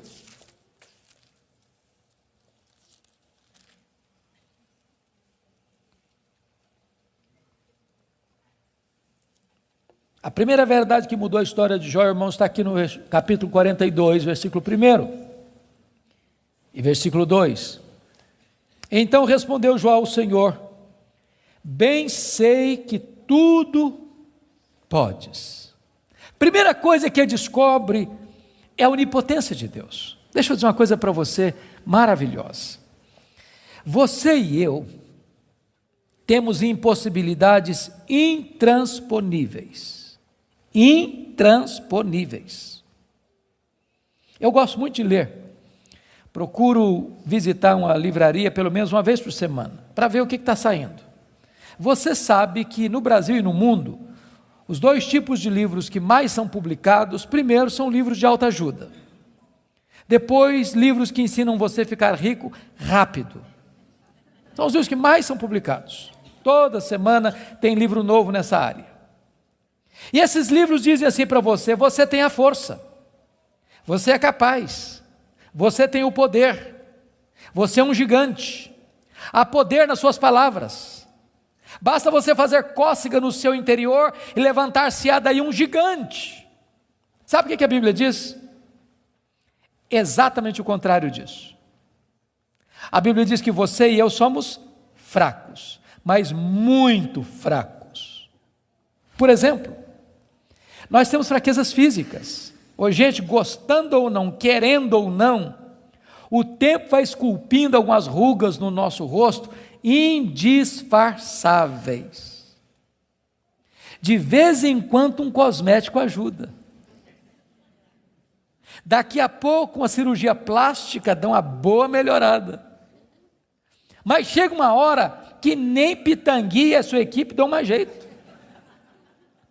As pernas ficam bambas, os joelhos trôpegos, as mãos descaídas, os olhos embaçados, e diz os entendidos que cada fio de cabelo branco que brota na sua cabeça é a morte chamando você para um duelo. E eu acho até um exército acampado ao meu redor. Nós temos fraquezas físicas. Nós temos fraquezas emocionais, irmãos. Quantas vezes você e eu, nas noites mais tenebrosas da nossa alma, já gememos, já choramos, desesperados, dizendo: meu Deus, eu não aguento mais, eu não aguento mais. Temos fraquezas emocionais. Nós temos fraquezas morais. Quantas vezes você já orou a Deus com sinceridade de coração, dizendo: Deus, eu não quero mais cometer esse erro, Deus, eu não quero mais transgredir e cair nesse mesmo pecado, Deus, eu não quero mais reincidir nesse erro, e daqui a pouco você se flagra cometendo o mesmo erro, o mesmo pecado. Não é porque faltou para você sinceridade, não, faltou para você poder. Temos fraquezas morais. Nós temos fraquezas espirituais. Nós somos um ser ambíguo, nós somos um ser contraditório, nós somos um ser paradoxal. Há uma esquizofrenia enfiada dentro de nós. O bem que nós queremos fazer, nós não o fazemos. O mal que não queremos, esse praticamos. Somos fracos. Mas é tão bom você saber que o seu Deus tudo pode. Não há impossíveis para Ele, não há doença incurável para Ele, não há vida irrecuperável para Ele, não há casamento sem solução para Ele, não há causa perdida para Ele. Ele pode tudo quanto Ele quer, Ele é o todo-poderoso Deus. A grande pergunta, portanto, é esta: quem é o seu Deus? Quão grande é o seu Deus? Quão majestoso é o seu Deus? A W. Tozer, um dos mais importantes escritores do século passado, ele diz que o maior problema da igreja é que ela passa a maior parte do tempo tomando o seu próprio pulso e olhando para o seu próprio umbigo, quando na verdade o nosso principal propósito deveria ser de conhecer a Deus, porque Daniel 11:32 diz que aquele que conhece a Deus é um povo forte e ativo. Quem é o seu Deus? Quão grande é o seu Deus? Quão majestoso é o seu Deus? Quando o profeta Isaías estava escrevendo o seu livro, e agora nós sabemos no capítulo 40, ele diz que o meu Deus, diz Isaías, é aquele que mede as águas na concha da sua mão. Pense comigo no Pacífico, no Atlântico, no Índico, no Mediterrâneo, nos rios, nos mares. Deus mede as águas na concha da sua mão. Vá ao Atlântico, tente esvaziá-lo com um baldinho, veja quanto tempo você vai levar. Diz: o meu Deus é aquele que pesa o pó das montanhas em balança de precisão, como se estivesse pesando partículas de ouro. Ele diz: o meu Deus, Ele mede os céus a palmos. Ele diz: o meu Deus espalha as estrelas no firmamento, e por ser forte em força e grande em poder, quando as chama, nenhuma delas vem a faltar. Agora pergunte para um astrônomo: qual é o tamanho desse universo que Deus mediu a palmos? Sabe qual é a resposta dele? Eu não sei. Agora eu conheço o mar. Aproxima-se dele um marujo, com a pele tostada de sol e sal, por viver nas procelas do mar, e diz assim: eu também conheço o mar. Qual a diferença entre eles? Você conhece a Deus? Quanto você conhece a Deus? Por exemplo, João 17,3 diz assim: e a vida eterna é esta, conhecer a Deus e a Jesus Cristo a quem enviaste. Sabe o que é a essência da vida eterna? É conhecer a Deus. Sabe o que você vai fazer no céu depois que você tiver 1000 anos lá na glória? Você vai estar conhecendo a Deus. Sabe o que você vai estar fazendo no céu depois que você tiver 1 milhão de anos lá na glória? Você vai estar conhecendo a Deus. Sabe o que você vai estar fazendo no céu depois que você tiver 1 bilhão de anos lá na glória? Você vai estar conhecendo a Deus. Nem toda a eternidade será suficiente para você esgotar o conhecimento de Deus, porque Deus é inesgotável em seu ser. Às vezes a gente pensa que o céu vai ser monótono. Há poucos dias um adolescente se aproximou de mim e disse assim: pastor, eu não quero ir para o céu não. Eu falei: você está ficando maluca, menina? Não, não quero ir não. Eu falei: mas então me explica esse negócio aí, ué. Ela me diz: ah, pastor, a ideia de céu que eu tenho é que eu vou estar sentado numa nuvem branca, com a harpa na mão, cantando. Ah, não aguento essa vida inteira não. Ah, não, eu quero coisa diferente para a minha vida. Deixa eu dizer para você, o céu é dinâmico. Nós vamos conhecer a Deus, nós vamos amar a Deus, nós vamos fruir a Deus, nós vamos glorificar a Deus. E se você não gosta de trabalhar, você está encrencado, porque nós vamos servir a Deus. Agora pense comigo nessa tese. Parece-me que foi Albert Einstein quem disse isso. Neste corpo nosso que fica cansado, velho, enrugado e caquético, a gente faz coisas tão lindas. E dizer que nós não usamos nem 10% do nosso potencial. Agora pense comigo um corpo 100% turbinado pela glória de Deus, imortal, incorruptível, poderoso, glorioso, espiritual, celestial, semelhante ao corpo da glória do Senhor Jesus. O que não vamos poder fazer? Já pensou nisso? Por exemplo, quando Jesus ressuscitou com o corpo de glória, ele entrava numa casa com a porta fechada sem precisar abrir a porta. Quando Jesus ressuscitou com o seu corpo de glória, ele saía de Jerusalém, aparecia lá na Galileia, mais de 100 quilômetros, sem precisar percorrer o trecho. Quando Jesus ressuscitou com o corpo de glória, ele foi assunto aos céus, levado entre nuvens. Eu pergunto para você agora, com que velocidade Jesus voltou para o céu? Velocidade da luz? 300 mil quilômetros por segundo. Porque se Jesus voltou na velocidade da luz, 300 mil quilômetros por segundo, depois de 2000 anos, ele está logo ali na esquina ainda. Eu pergunto para você, com que velocidade um anjo vem do céu à terra? Com que velocidade? A Bíblia diz que lá no Getsêmani, Jesus disse para Pedro assim: bota essa espada na bainha aí, se eu precisasse de ajuda, eu rogaria ao Pai, ele me mandaria mais de 12 legiões de anjos. Quantos são 12 legiões de anjos? 72 mil anjos. Com que velocidade eles viriam? No estalar de dedos. O que significa isso? Significa que os anjos não estão sujeitos às mesmas leis que nos governam, de tempo, de espaço, de tamanho. A Bíblia diz que nós vamos ser como os anjos, não no sentido de que não teremos um corpo, mas vamos viver na mesma dimensão. Nós vamos habitar e reinar com Cristo nos novos céus e na nova terra. Vamos servir a Ele, vamos trabalhar para Ele, vamos glorificar a Ele, vamos conhecê-lo, e jamais chegará um dia na eternidade que a gente possa dizer assim: agora eu conheço tudo a respeito de Deus, não tem mais nada para conhecer, porque esse dia jamais chegará, porque Deus é inesgotável em seu ser. Agora eu entendo Jó. Sabe o que o Jó está dizendo? Deus, eu só estou arranhando a superfície, só arranhando a superfície. Tem mais, tem muito mais, tem infinitamente mais. Agora eu entendo o profeta: conheçamos e prossigamos em conhecer o Senhor. Mas a última verdade que mudou a vida de Jó está no versículo 6, confira comigo. Ele diz assim: por isso eu me abomino e eu me arrependo no pó e na cinza. Ele reconheceu a enormidade do seu pecado. E aqui eu entro em crise de novo. Porque essa confissão aqui cabe bem na boca de um ladrão, de um assassino, de um adúltero, de um corrupto. Mas não cabe na boca do camarada que o próprio Deus diz que ele é o mais piedoso da sua geração. Eu me abomino e eu me arrependo no pó e na cinza. Como é que você vai entender isso?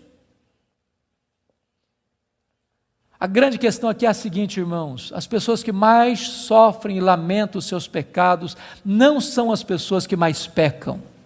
As pessoas que mais choram, lamentam e confessam os seus pecados são as pessoas que mais perto de Deus andam.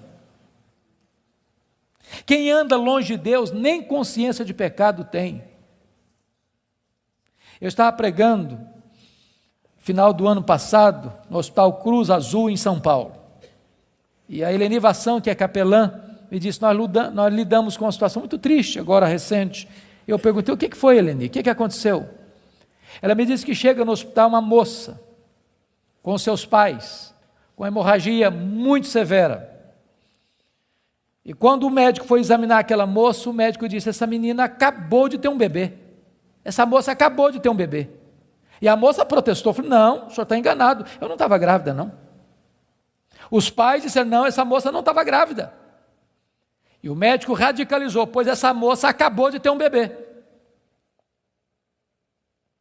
E a família inteira negou. E o médico radicalizou de novo, tragam-me o bebê, senão eu denuncio o fato à polícia. Daqui meia hora, chegou um bebê, morto, numa caixa de isopor. Helene disse, pastor, nenhum sintoma de culpa, nem nos pais, nem na moça, nenhum sofrimento. Nenhum sofrimento. Há poucos dias em São Paulo eu vi um cidadão que recebeu R$3.000 para matar uma outra pessoa, pistoleiro de aluguel. Eu nunca tinha visto aquele homem nunca tinha falado mal dele, nunca tinha feito mal para ele recebeu R$3.000, botou no bolso, foi lá, deu 5 tiros na pessoa, matou a pessoa, foi para casa, tomou um banho, jantou e dormiu. Nenhuma culpa. Mas quem anda na presença de Deus, aquele que é santo, santo, santo, não pode se aproximar dele, sem dizer, ai de mim, Senhor, eu estou perdido. Não pode se aproximar dele, sem dizer, Senhor, eu me abomino no pó e na cinza, eu me arrependo, porque na presença desse Deus, até os serafins cobrem o rosto.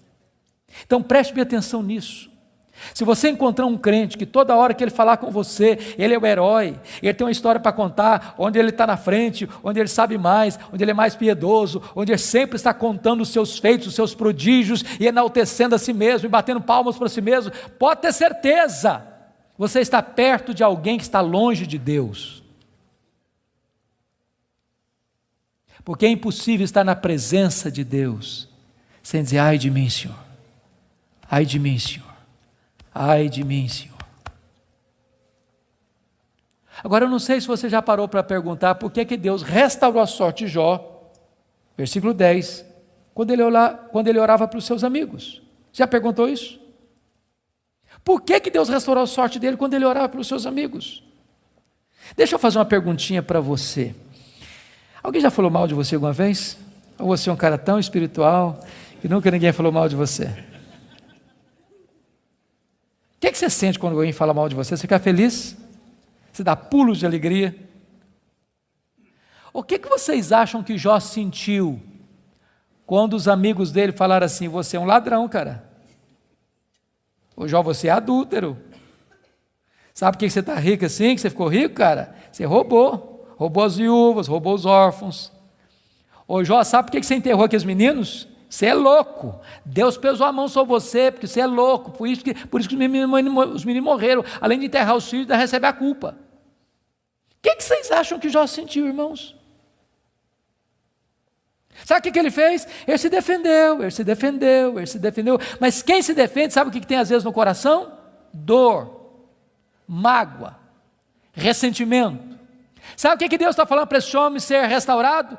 Deus está dizendo, meu filho, saia desta arena da autodefesa e entre na brecha da intercessão. Porque enquanto você se defende e tem mágoa, mas você não consegue orar por alguém e ter mágoa desse alguém ao mesmo tempo. Quando você ora por alguém, a oração restaura você e restaura as pessoas pelas quais você ora. Enquanto Jó orava, Deus restaurou a sua sorte.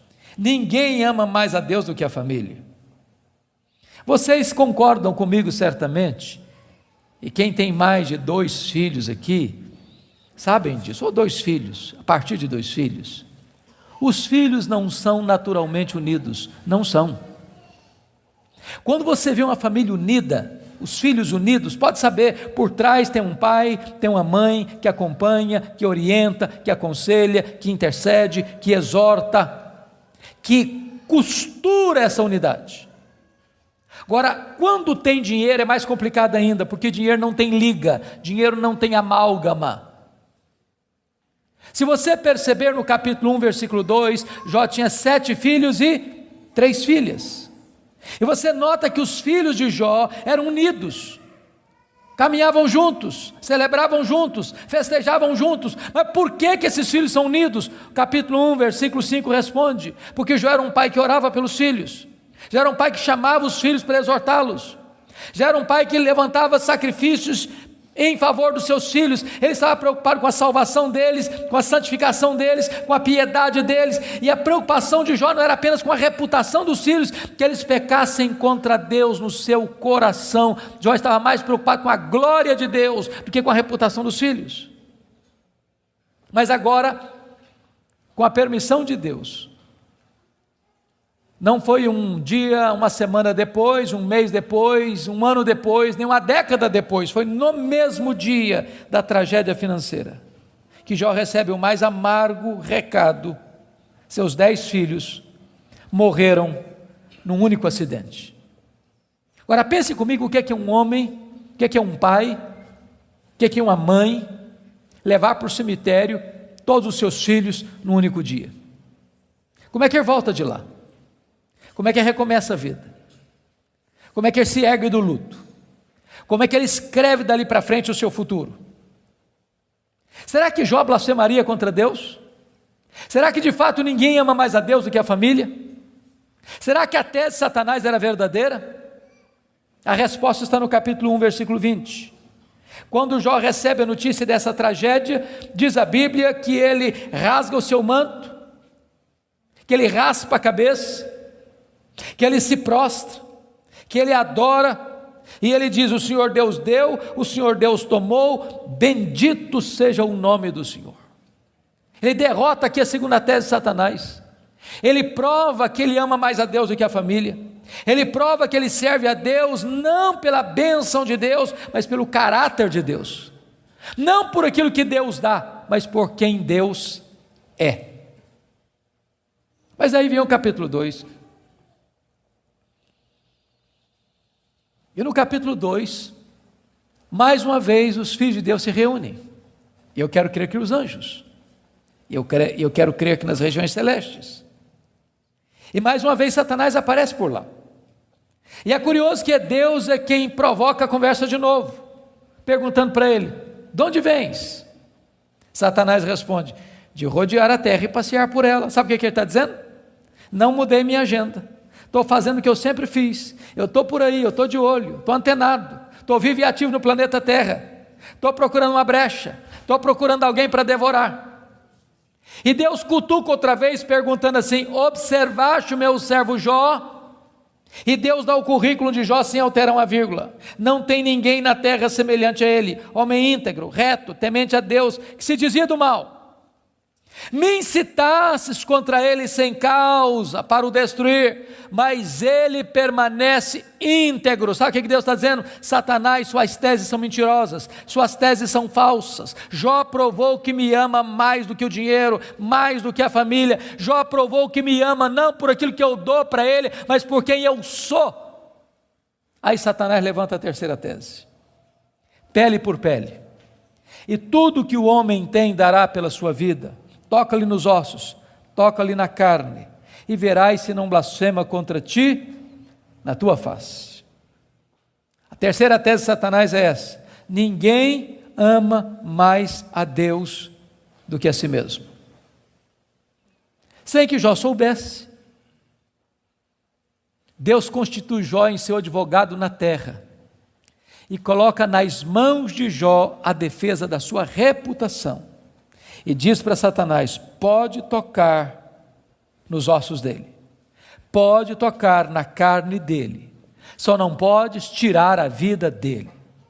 Satanás é um ser limitado e limitado por Deus. Ele só pode ir até onde Deus o permite ir, e nem um centímetro a mais. Mas com a permissão de Deus, Satanás sai dali para colocar uma doença maligna em Jó, ferida do alto da cabeça à planta dos pés. E eu imagino essa cena: Jó está falido, Jó está enlutado, e agora o seu corpo começa a ficar chagado. Feridas vão arrebentando por todo o seu corpo. Seu corpo fica cheio de pus, sua pele vai ficando necrosada, ele vai ficando mal cheiroso, ele é uma chaga viva, ele é um aborto vivo. E diz a Bíblia que outras bolhas vão se formando, e ele precisa pegar um caco, talvez de telha, para raspar sua pele necrosada. Bolhas vão se formando e se formando, e ele tem que morder nessas bolhas para tentar aliviar a sua dor. Ele não consegue comer, ele não consegue dormir, a dor não dá pausa, não dá trégua, e ele vai ficando magro, magérrimo, macérrimo, encarquilhado, de couro furado pelas costelas em ponta, no auge da sua dor, do seu desespero. A sua mulher olha para ele, um espectro humano, uma chaga viva, se revolta contra Deus e diz: ainda conservas a tua integridade, Jó? Amaldiçoa o teu Deus e morre. Deus não é digno de ser adorado no sofrimento. Acaba com isso, tenha hombridade e coragem de dar cabo da sua vida.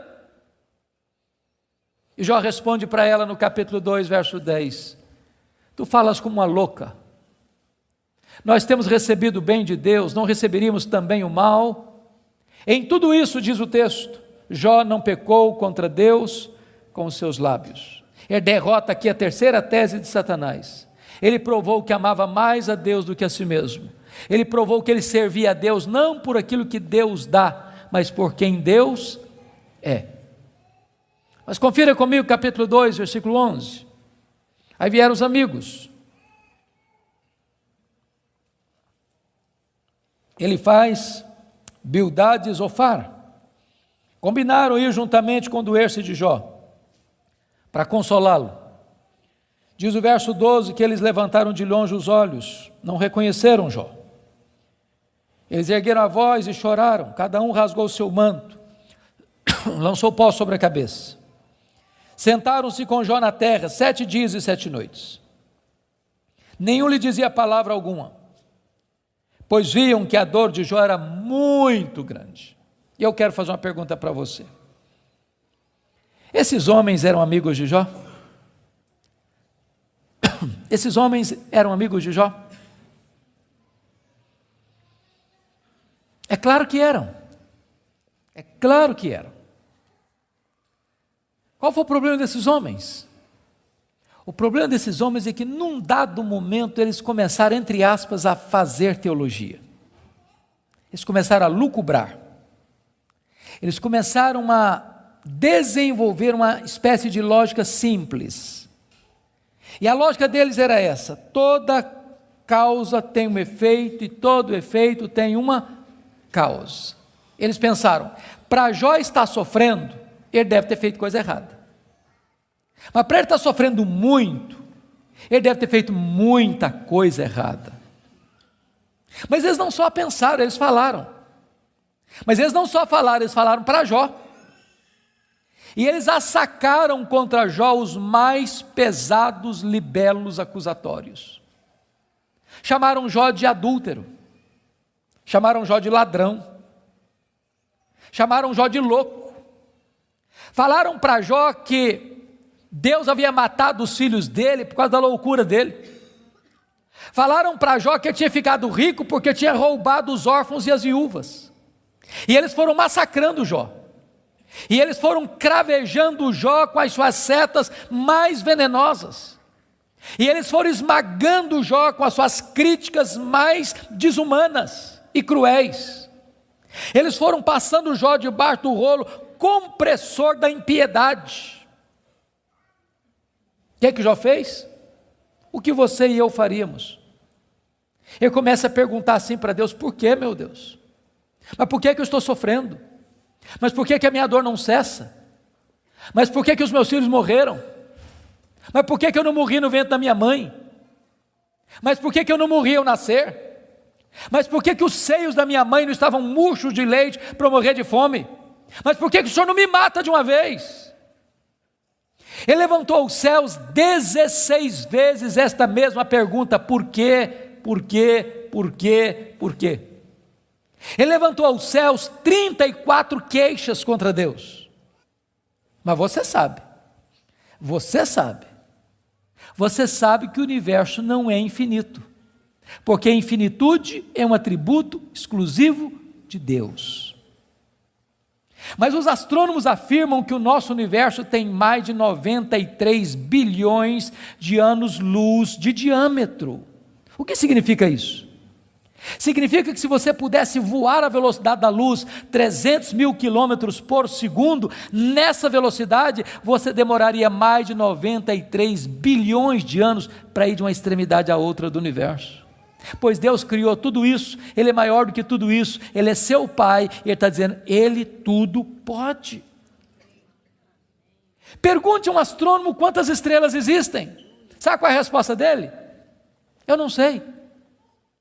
Mas eles afirmam categórica e insofismavelmente que há mais estrelas no universo do que grãos de areia em todas as praias e desertos do nosso planeta. Vá um dia à praia, encha a concha da sua mão de areia, leve para casa, bote numa tábua de vidro e conte quantos grãos de areia você consegue colocar na concha da sua mão. Há mais grãos de areia, há mais estrelas no firmamento que todos os grãos de areia de todas as praias e desertos do nosso planeta. Deus não apenas criou todas elas, Deus conhece cada uma delas pelo nome. E por ser forte em força e grande em poder, quando as chama, nenhuma delas vem a faltar. Este é o seu Deus, Ele tudo pode. Mas não é apenas o macro-universo que nos impressiona, não, o micro também. Se você for hoje na sua casa, lá no quintal, ou na varanda, que tem uma planta, tire lá uma folha, por mais tenra e delgada que ela seja, ela é tão complexa quanto a região metropolitana da Grande Campinas. Chegue em casa hoje, vá na geladeira, pega um ovo, quebre numa frigideira. Aquela gema é mais complexa do que qualquer máquina que o homem jamais inventou.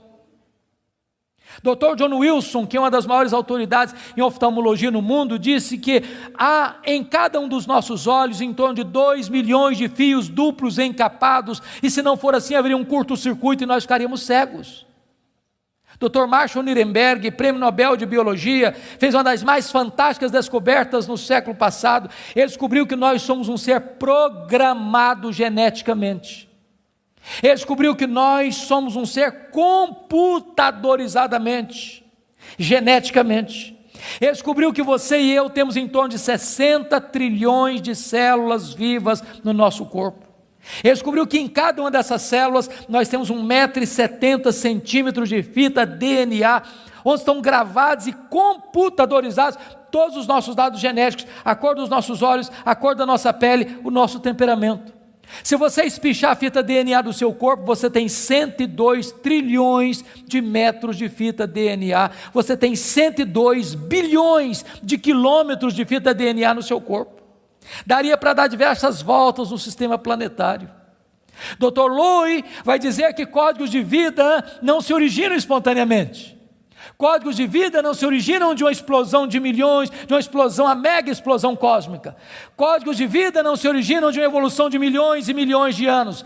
Códigos de vida foram plantados em você pelo Deus Todo-Poderoso, Criador dos céus e da terra. Ele tudo pode.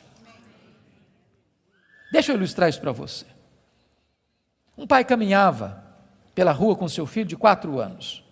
Eu acho que todos vocês concordam comigo que as crianças parece que fizeram um curso de pós-doutorado em perguntas difíceis. Eu não conheço ninguém que faz pergunta mais complicada do que criança. E o menino voltou para o pai e perguntou assim: papai, qual é o tamanho de Deus?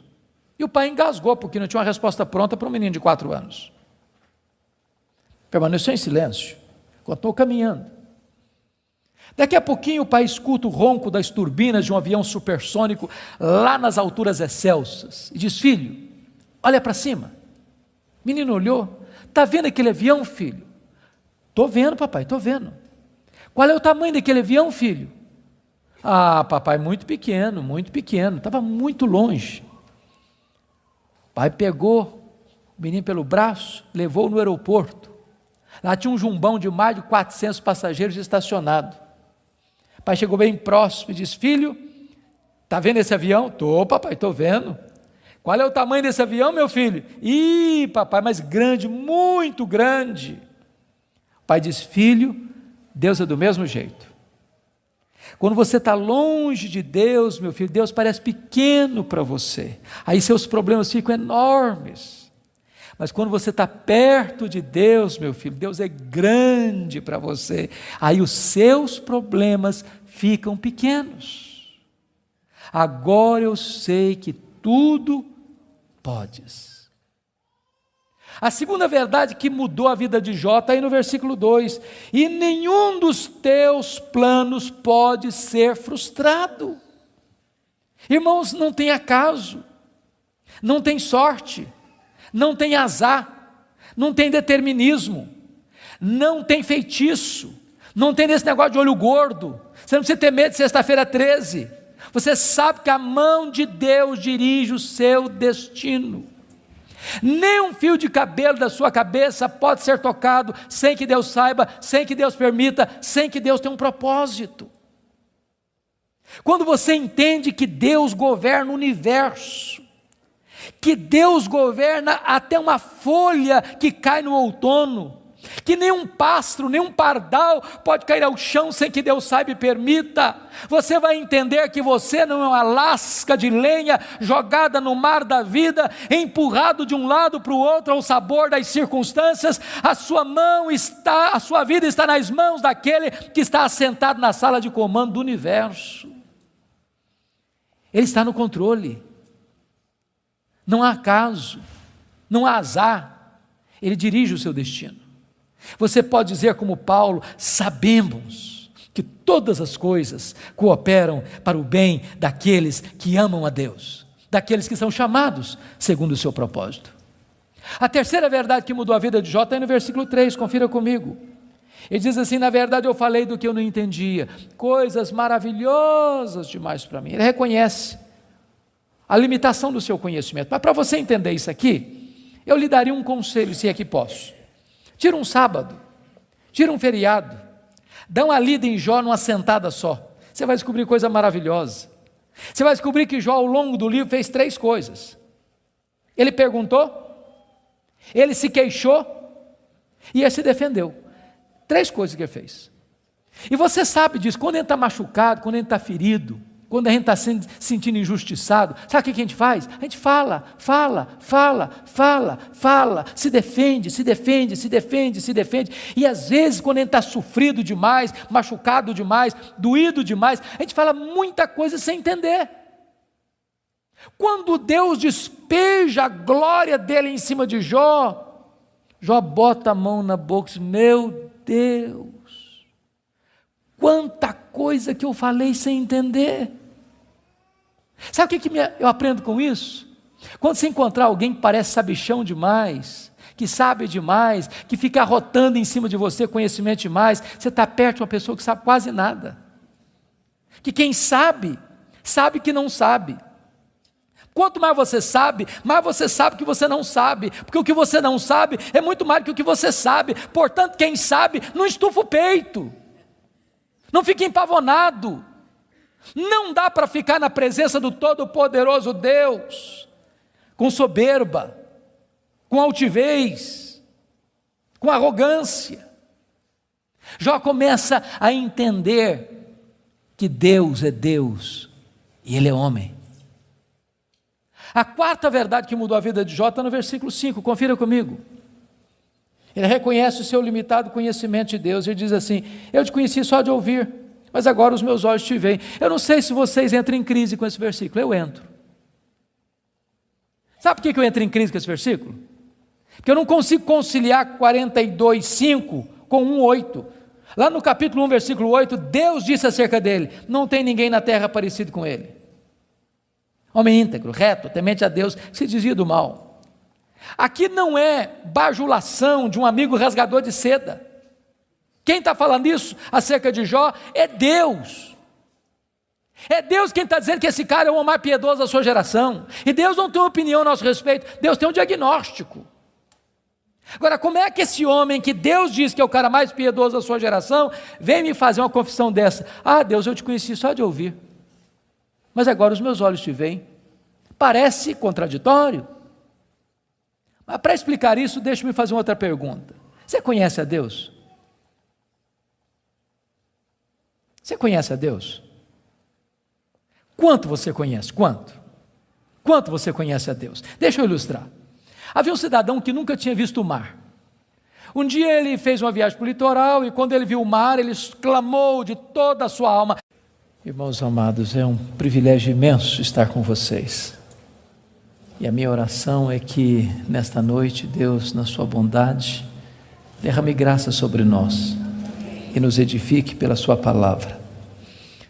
Hoje eu quero conversar com vocês sobre um livro da Bíblia, um livro poético, mas um livro complexo, que tem uma mensagem extremamente oportuna para o meu e para o seu coração. E a minha oração é que a história deste livro, que a história desse personagem, nos encoraje, nos abençoe, nos fortaleça. Por isso eu quero convidar você para abrir sua Bíblia comigo no livro de Jó, no capítulo 1. Jó, capítulo 1. Nós vamos ler dos versos 6 a 12. Jó, capítulo 1, 6 a 12.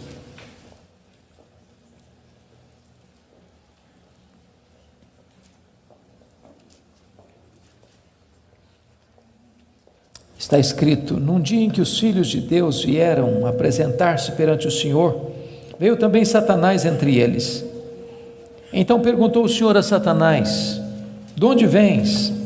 Satanás respondeu ao Senhor e disse: de rodear a terra e passear por ela. Perguntou ainda o Senhor a Satanás: observaste o meu servo Jó? Porque ninguém é na terra semelhante a ele, um homem íntegro e reto, temente a Deus e que se desvia do mal. Então respondeu Satanás ao Senhor: porventura Jó debalde ou inutilmente teme a Deus? Acaso não o cercaste com sebe a ele, a sua casa e a tudo quanto tem? A obra de suas mãos abençoaste, os seus bens se multiplicaram na terra. Estende, porém, a tua mão e toca-lhe em tudo quanto tem, e verás se não blasfema contra ti na tua face. Disse o Senhor a Satanás: eis que tudo quanto ele tem está em teu poder, somente contra ele não estendas a tua mão. E Satanás saiu da presença do Senhor. Agora capítulo 2, versos de 1 a 6. Num dia em que os filhos de Deus vieram apresentar-se perante o Senhor, veio também Satanás entre eles apresentar-se perante o Senhor. Então o Senhor disse a Satanás: de onde vens? Respondeu Satanás ao Senhor e disse: de rodear a terra e passear por ela. Perguntou o Senhor a Satanás: observaste o meu servo Jó? Porque ninguém é na terra semelhante a ele, homem íntegro e reto, temente a Deus e que se desvia do mal. Ele conserva a sua integridade, embora me incitasses contra ele para o consumir sem causa. Então Satanás respondeu ao Senhor: pele por pele, tudo que o homem tem dará pela sua vida. Estende, porém, a tua mão e toca-lhe nos ossos e na carne, e verás se não blasfema contra ti na tua face. Disse o Senhor a Satanás: eis que ele está em teu poder, mas poupa-lhe a vida. Irmãos, esse texto registra este episódio da reunião de Deus com seus filhos, e eu quero crer que aqui são os anjos. Eu quero crer que esta reunião aconteceu nas regiões celestes. E a Bíblia não nos dá muitos detalhes, mas nos informa que Satanás apareceu por lá. E é curioso que quem provoca a conversa é Deus, perguntando para Satanás: de onde vens? Satanás responde: de rodear a terra e passear por ela. Satanás é uma espécie de turista inveterado. Ele está por aí, está de olho, está antenado, está procurando uma brecha, está procurando alguém para devorar. E Deus cutuca de novo perguntando assim: observaste o meu servo Jó? E Deus dá o currículo de Jó: não tem ninguém na terra semelhante a ele, Em outras palavras, é o homem mais piedoso dessa geração. Homem íntegro. Íntegro é aquilo que você é com a porta do quarto trancada, sem ninguém observando. Homem reto. Reto é aquilo que você é em público e todo mundo está vendo. Homem temente a Deus, princípio da sabedoria. Homem que se desvia do mal, deliberadamente santo. Satanás poderia ter respondido assim: bom, esse eu não conheço ainda não, ando meio ocupado, tenho outras prioridades, quem sabe um dia eu dou uma olhada nele. Mas não foi a resposta de Satanás. Satanás respondeu assim: mas também puderas, desse jeito aí, qualquer um te adora. Tu tens abençoado a vida deste homem, tu tens cercado a casa deste homem com uma grande muralha de proteção, os bens deste homem multiplicam na terra, tudo que esse cara bota a mão vira dinheiro. Desse jeito aí qualquer um te adora. E Satanás insinua duas coisas aqui. Primeiro, ele insinua que Deus precisa subornar as pessoas com bênçãos para receber delas adoração. Satanás insinua que ninguém adora a Deus por quem Deus é, apenas por aquilo que Deus dá. Satanás insinua que as pessoas só se aproximam de Deus por causa das bênçãos de Deus e não por causa do caráter de Deus. Satanás insinua mais. Ele insinua que Jó não é honesto quando adora a Deus. Ele insinua que Jó descobriu que religião é uma grande sacada, que esse negócio de religião dá lucro, que o vetor que move Jó em direção a Deus é o lucro. Mas se Deus tirar de Jó o que o próprio Deus deu para Jó, esse Jó blasfema, em vez de adorar. A grande pergunta é: o que é que um homem tem? Um homem tem família, um homem tem bens. Satanás diz para Deus: toca no que ele tem, e verás se não blasfema contra ti na tua face. Satanás levanta aqui duas teses. A primeira delas: ninguém ama mais a Deus do que o dinheiro. Segunda tese: ninguém ama mais a Deus do que a família. Sem que Jó soubesse, Deus constitui Jó em seu advogado na terra e coloca nas mãos de Jó a defesa da sua reputação e diz para Satanás: pode tocar no que ele tem, só não podes tocar na sua vida. Em outras palavras, Satanás é um ser limitado e limitado por Deus. Ele só pode ir até onde Deus o permite ir e nem 1 centímetro a mais. Nas palavras de Martinho Lutero, Satanás é um cachorro na coleira de Deus. Ele só pode ir até onde a coleira o permite ir e nem 1 centímetro a mais. O nosso Deus manda no céu, o nosso Deus manda na terra, o nosso Deus manda no inferno. Ele manda nos anjos, ele manda nos homens, ele manda nos demônios. Agora, com a permissão de Deus, obviamente, Satanás sai dali para fazer um verdadeiro terremoto na vida financeira de Jó. Confira comigo, capítulo 1, versículo 3, quão rico era esse homem. Na parte final do verso 3, somos informados de que este homem era o maior de todos os do Oriente. Sabe o que significa isso? Ele era o homem mais rico da sua geração. Já fomos informados que ele era o mais piedoso. Agora somos informados que ele é o mais rico. E aqui cai um mito. O mito de que um homem rico não pode ser piedoso. Não é verdade isso. É possível ser rico e o mais rico, e é possível esse rico ser piedoso e o mais piedoso. O problema não é ter dinheiro, o problema é o dinheiro nos ter. O problema não é ter dinheiro no bolso, o problema é entronizar dinheiro no coração. O problema não é o dinheiro, o problema é o amor do dinheiro. Agora notem vocês que no capítulo 1, versículo 15, 16 e 17, Satanás vai usar 3 elementos para levar Jó à falência: os sabeus, o fogo e os caldeus. E não foi numa semana, num mês, num ano, numa década, Foi num único dia que o homem mais rico da sua geração entra em colapso financeiro, vai à falência.